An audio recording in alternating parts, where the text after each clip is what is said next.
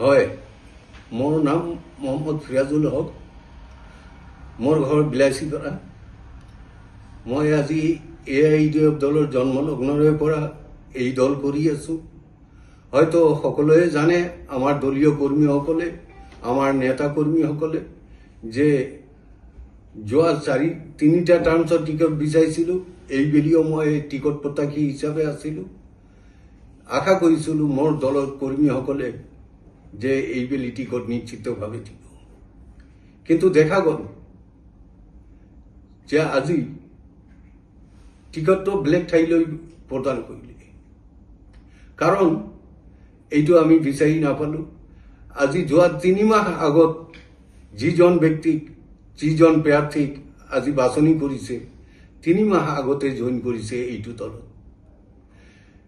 প্ৰত্যেকবাৰে তেনেকৈ দি আছে। যোৱাবেলিও 3 মাহ আগতে জইন কৰা এজন ব্যক্তিক দিলে মানে প্ৰাৰ্থী হিচাপে। এইবেলিও 3 মাহ পিছত, 3 মাহ আগতে জইন কৰি পেলাই এখেতকে মানে টিকট প্ৰদান কৰিলে। এইটো আমাৰ দলীয় কৰ্মীসকলৰ লগতে ময়ো আচৰিত মানিছোঁ। কিন্তু দুৰ্ভাগ্যজনকভাৱে ক'ব বিচাৰিছোঁ যে তেখেতে কেনেকৈ টিকট পালে, ইয়াত আমাৰ সন্দেহ আছে। কাৰণ এটাই, আমাৰ দলৰ নেতা হজৰত মৌলানা বদৰুদ্দিন আজমলক তেখেতক এটা ব্লেকমেইলিং কৰি পেলাই এই টিকটটো দিয়া বুলি মোৰ সন্দেহ হয়। আৰু বহু টকাৰ লেনদেনত এইটো টিকট প্ৰদান কৰা হৈছে। আজি 3 মাহ আগত জইন কৰি পেলাই কেনেকৈ টিকট পায়, এইটো আমি আচৰিত মানিছোঁ। যিয়ে নহওক, মই ব্যক্তিগত হিচাপে এই দলত মই থাকিব নোৱাৰিম। মই এই দল ত্যাগ কৰিলোঁ আজি মিডিয়াৰ জৰিয়তে, আৰু এই দলৰ প্ৰাথমিক সদস্যৰ পৰাও মই পদত্যাগ কৰিলোঁ। আৰু নিশ্চিতভাৱে আজি মই ক'ব বিচাৰিছোঁ মিডিয়াৰ জৰিয়তে যে আজি মই ইলেকশ্যন খেলিম, এইটো ইয়াত কোনো সন্দেহ নাই। নিৰ্দলীয় নহয়, মই কোনটো দলত খেলোঁ সেইটো মোৰ পিছৰ কথা। মই যে এইবেলি খেলিমে, ইলেকশ্যন খেলিম, এইটো মানে কোনো সন্দেহ নাই।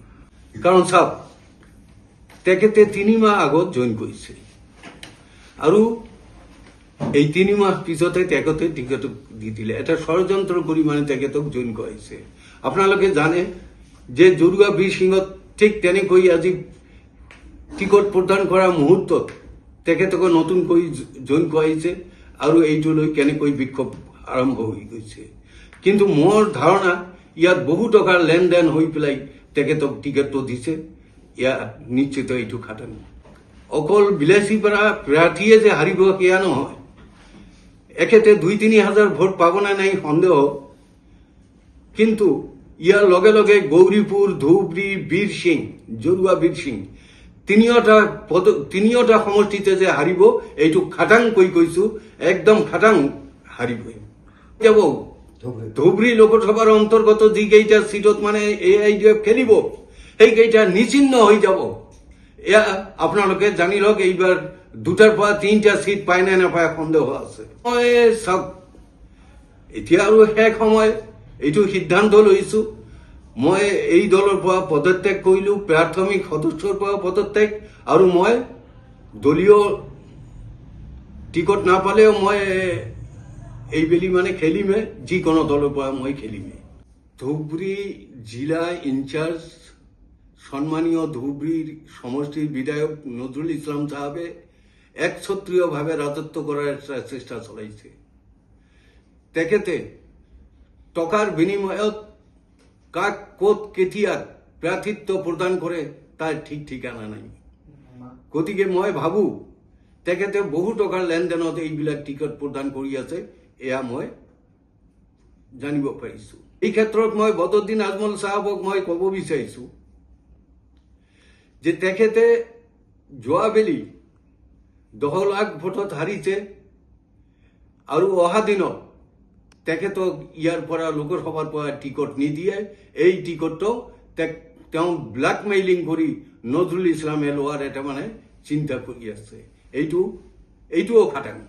আৰু এটা সময়ত সন্মানীয় প্ৰাক্তন সাংসদ হজৰত মৌলানা বদৰুদ্দিন আজমলক এটা ব্লেকমেইলিং কৰি আছে। এটা সময়ত তেখেতে বুজি পাব ইয়াৰ কি কৰিলে।